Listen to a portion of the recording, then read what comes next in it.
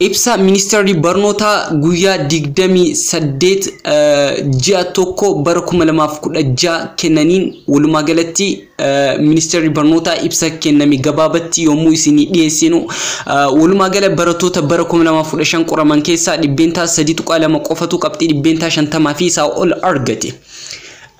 Baay'ee nama ajaa'iba bara dheengaddaas qabxiin kun haala kanaan galmaa'uu isaa Profeesar Biraanuu Naggaan kanuma eeruun barana fooyyee tokko taasisnee egaa qabxii barattoota fooyyessuu dandeenyeerra jechuun Profeesar Biraanuu Naggaan eeraniiru gabaasa isaanii keessatti barattoota 845,677 qormaata saayinsii uumamaa fi saayinsii hawaasaa fudhatan keessaa barattoota 31,224 qofatu qabxii 50 fi isaa ol galmeesse jedha ministeerri barnoota Profeesar Biraanuu Naggaan gabaasa guyyaa har'aa dhiyeessan keessatti. Sagantaa sirreeffamaa bara darbee hin jiru jedhamus barana kana Profeesar Biraanuu Naggaan sagantaan sirreeffamaa yookaan remediyaaniin barattoota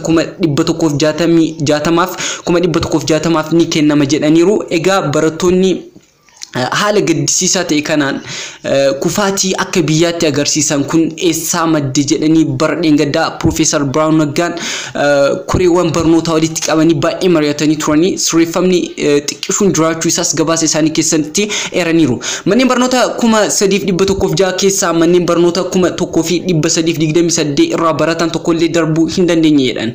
Egaa qabxiin olaanaan bara 2015 saayinsii uumamaan galmaa'ee barattuu durbaan Finfinnee mana barnoota Cruise irraa 649 kan galmeessite jechuudha. Kana jechuun kan bara dheengaddaa qabxiin kun gadi bu'ee argamus barattoonni qabxii isaanii fooyyessaniiru jechuun Profeesar Biraanuu Naggaan gabaasa isaanii keessatti eeraniiru. Itti aansuun saayinsii hawaasaa qabxii guddaa kan galmaa'e dhiiraan yoo ta'u 533 Dabra Maarqos irraa jedhaniiru. Egaa bu'aan qormaataa yoom ifooma kan jedhus Profeesar Biraanuu Naggaan ministeerri barnoota egaa gabaasa isaanii guyyaa har'aa keessatti himaniiru. Qormaata keessan barattoonni bor sa'aatii 12 irraa ganama sa'aatii 12 irraa laalachuu ni dandeettu jedhaniiru. Egaa carraa gaarii jenneerra warroonni qabxii keessa laalachuu barbaadan karaa Telegram groupii keenyaatiin nu erguu ni dandeettanii. Guyyaa gaarii qabaadha.